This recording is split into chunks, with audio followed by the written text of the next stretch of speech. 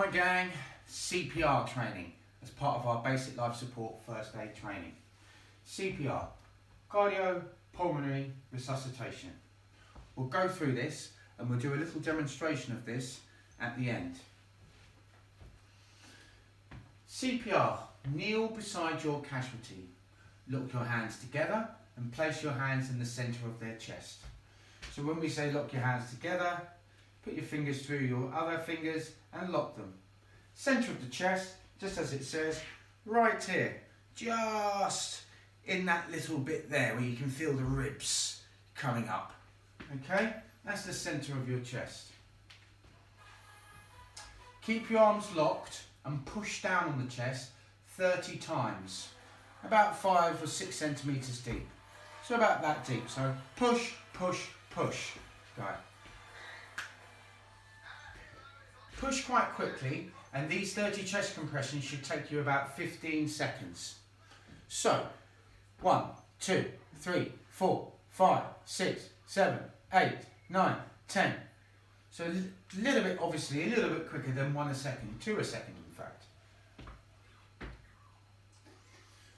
After 30 chest compressions, you should try to give your casualty 2 rescue breaths. Open the airway by gently tilting the head back. Now, in previous CPR incarnations, or when we used to train, we used to come in and give breaths, then used to do the heart pumping. But now for adults, what we do is we do the heart pumping, then give the breaths. Because what we believe now is that there's residual oxygen volume in the lungs. And the quicker you can get that blood round into the lungs, it can then pick up what little oxygen it has in the bloodstream. Then you can add more oxygen into the lungs, and then you can pump the blood back round from the lungs. But when you're dealing with children, or paediatrics, or I would say children under 11, then you do it the opposite way round. Because they're smaller, they don't have as quite residual blood volume or oxygen volume in their lungs. You need to give them 2 breaths before you do the chest compressions. So, to do the breathing, you pinch their nose. So you pinch just below the hard bit of their nose to stop the air from coming out of their nose. So you can practice doing that. If you do it on the bony bit, you sound the same. You've got to do it so you can sound a bit like this. Gently lift the chin to open up the mouth. Keep the nose pinched and the head tilted back. Blow 2 breaths into their mouth.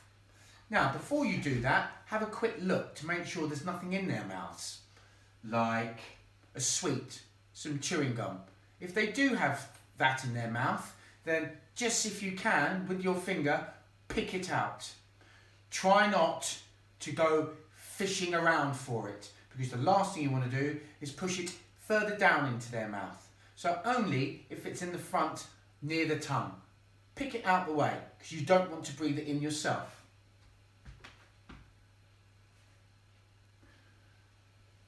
Once you've given 2 rescue breaths, you repeat the 30 chest compressions, followed by 2 rescue breaths for as long as you can. If you're dealing with children, it's 15 breaths, 2 breaths, 15 chest compressions, 2 breaths, 15 chest compressions, 2 breaths, and so on and so forth. You must continue with chest compressions for as long as you can, as long as you're physically able. Now, if you have 2 people, you are fortunate enough to have someone to help, you can have someone there ready to swap when you're tiring, and you can swap with each other. So, this is the timetable of what you should do. Make sure it's safe to do so. See if they're breathing. Make sure that their airway is open. Check to see if they're breathing. You now need an ambulance. Call for an ambulance. Hopefully you've already called for an ambulance. We start chest compressions. We do 30 chest compressions with our hands locked and in the middle of the chest. We then do 2 breaths, pinching just under the bridge of the nose, lifting the chin and doing 2 breaths to raise the chest. And then we go back, 30 chest compressions, 2 breaths, 30 chest compressions, until the ambulance, the paramedics, the fire brigade, the police officers, whoever turns up to help you, arrive.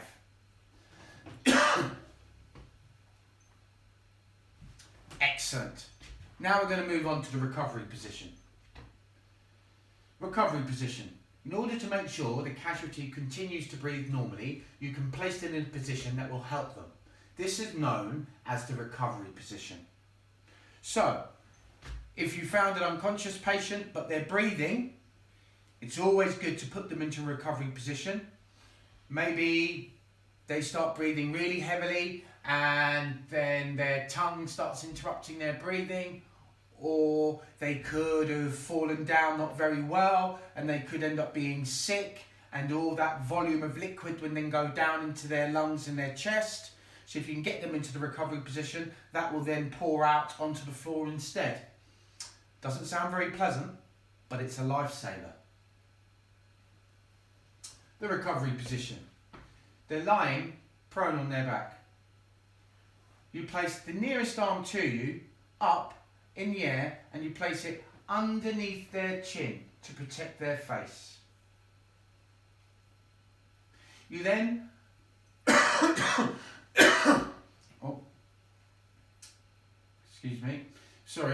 you bring out the first arm as a way of protecting them when you roll them. You bring the second hand furthest away from you and you bring that across and you rest it on the side of their face underneath their chin. You bring the knee furthest away from you up and you rest your arm on their shoulder, you rest the arm on their knee, and after 3, 1, 2, 3, you just gently pull them towards your lap. Pull out the leg to stop them from rolling into another position. Open up the airway to make sure that they're breathing, and again, if they're sick, they can evacuate that onto the floor. And then again, call for help, because obviously they're unconscious and they need help. The recovery position. Now you have placed them in the recovery position, you must now call for an ambulance if you haven't already done so.